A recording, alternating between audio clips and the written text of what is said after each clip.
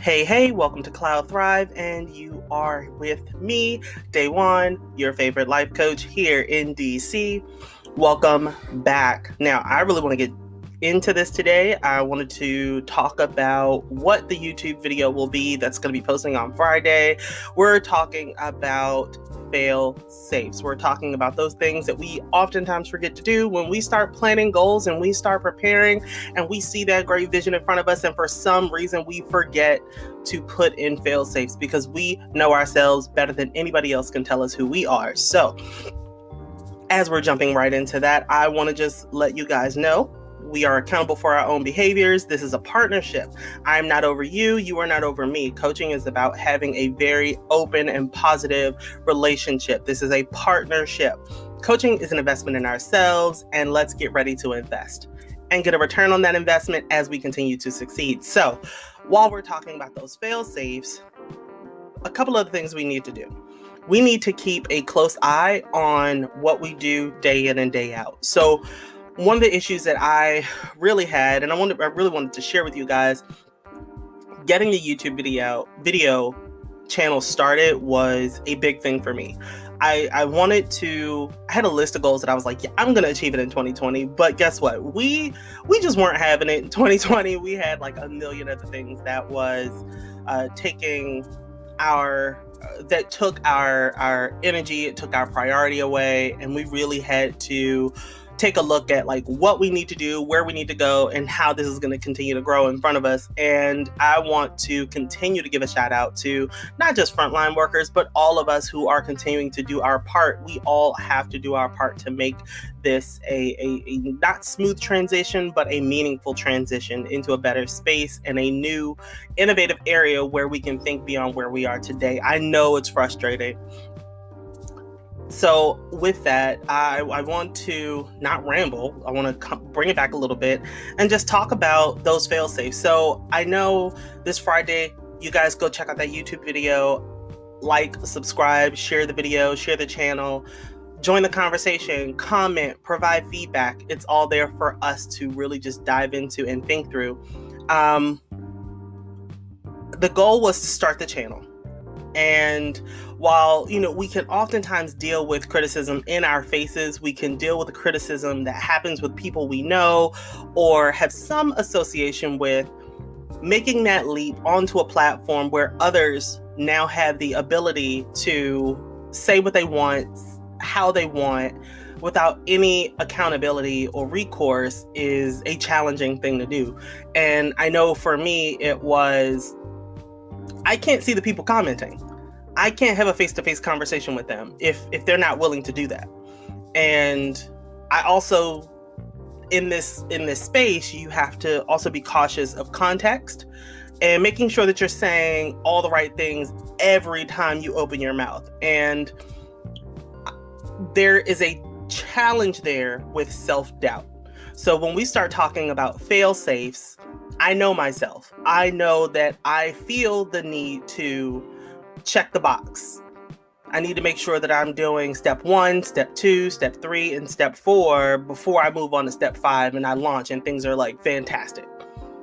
I couldn't do that with this because I couldn't look at all the variables. I couldn't look at all the pathways. I couldn't see how we were going to get there without the criticism that will follow or that'll come along with that. So I decided to put out a video. It wasn't the best video, but it was a video. And I didn't care what it looked like. Well, I cared, but it wasn't at the top of my list. So I did it, got the jitters out. I had the opportunity to go back and watch it. I cringed. I cringed a lot. And as I started working through it, I realized that's all I needed. That's all I really needed. I needed to be able to just get it out of me so that I could really just focus on continuing to build on that, improve, do better. Because if not, I was going to continue to overthink it. I started selling build bracelets. It was an idea that I got from a couple clients a while back to tie in my passion with jewelry making. And I was like, well, I don't want them to be over elaborate, but I want them to have meaning. I want them to be made, with quality materials? And what if people have questions about, a life coach selling bracelets? And then I was like, well, it doesn't matter because I'm not them, I'm me. So for me, building those fail safes around my self-doubt was really, really important. It was about putting a goal in front of me, getting that timeline, and then looking at some of the things that I know I was going to fall into and being able to address it or find an activity or find a task to complete as soon as I felt myself thinking about going that route. So when we talk about fail safes, whether it's you choosing to want to lose weight, whether it's you really wanting to start your business, or you really want to jump on board with doing something you've never done before, one of the things that I would recommend that you do that a lot of my clients have been honestly quite acceptable to is to really be reflective. They oftentimes don't want to be by themselves. I mean, they don't want to be with a group of people when they do this because there are those vulnerabilities. But if you're comfortable enough to talk to people you trust, I would say talk about those vulnerabilities with people you trust, or take time to write down the areas of vulnerability that we have and challenge and think of ways to counter that. So that anytime you go to plan a goal, you see what you need to make sure you plan for ahead of time. I know it can be difficult. It could be anything like, I know anytime and this is just an example, anytime I go to the mall, I know I need to stop at Aunt Annie's Pretzels to get a pretzel before I get back to the parking lot. Well, guess what? Like if 15, 20 minutes beforehand, that you're going to walk past Auntie Annie's, I would say take a different route. Take a different route to your car, take a different route to the train station or the bus stop so that you don't even have that in your head, or decide that you're going to try something else or something new.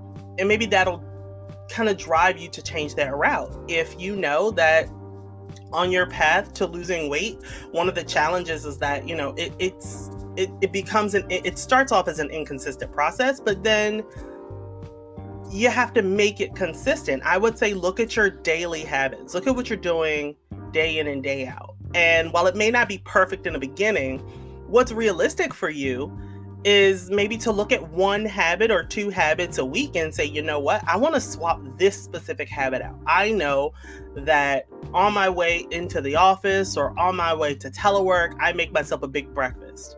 And you shouldn't make a big breakfast if you're not going to burn it off, especially now with us being in COVID. Things are just completely turned upside down. What are some alternatives? You can drink a glass of water or a glass of fruit juice before you decide to cook breakfast. That'll fill you up. So your ability to want to eat more might be smaller. That's, something to consider. But with that, I know you've got it. Like, I know you have the opportunity to really lean on your own areas of challenge and make those strengths, because over time, transitioning those behaviors, you become stronger because you've taken those weaknesses and you've turned them into strengths, because these are now habits that you've started to address. These are now things that you've really got the opportunity to jump into.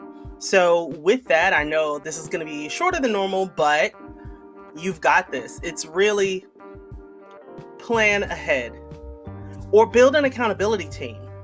I know we are socially distancing. Call a friend, have them text you, put alarms in your phone. I actually did that. Put the alarms in your phone once, twice, 3 times a day to just remind you of those valley times during your day around 2:00 when like, oh my God, I need a snack, or oh my God, I do this bad behavior or this challenging behavior. Put an alarm in your phone to remind yourself, it's not what I'm doing today. It's not what you're doing today, because you're changing, you're transitioning. Put those affirmations in your phone as alarms, have them go off, and you're back to it. You're focused on the goal at hand. Even if that alarm is your goal, you have something to reaffirm where you are. So next week, we're going to be talking about capacity and having the energy to address certain situations in our lives and manage those relationships. I look forward to you joining the conversation again. A lot of you guys are doing a really great job of just reaching out, sending emails, liking the posts, joining in the conversation. I would say, again, I'm on most, if not all platforms. And let me know what you think. Let me know what topics you'd like us to discuss. And if you want to join in the conversation and hop on the air with me as we build this community, then reach out to me and let me know that. I'd love to have you on. I'd love to hear from you, and I'd love to just hear what's happening in your space. And with that, we're going to close out. And remember, build strong, rise with intention, and thrive with courage and confidence.